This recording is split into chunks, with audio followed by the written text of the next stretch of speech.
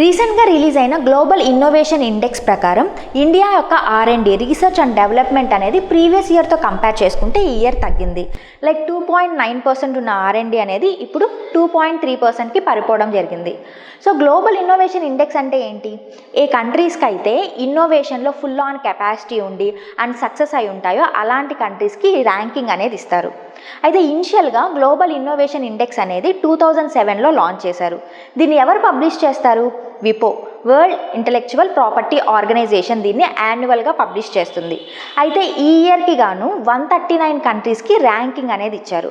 ఇందులో ఇండియా ఒక ర్యాంక్ చూసుకుంటే 38th rank and previous year అయితే 39th ర్యాంక్. సో ఇంప్రూవ్ అయిందనే చెప్పచ్చు. సో టాప్ 5 ఇన్నోవేటర్స్గా ఎవరున్నారు? ఫస్ట్ పొజిషన్లో స్విట్జర్లాండ్ ఉంది. స్విట్జర్లాండ్ అనేది 15 ఇయర్స్గా కాన్సిక్యూటివ్గా టాప్ ఇన్నోవేటర్గా నిలిచింది.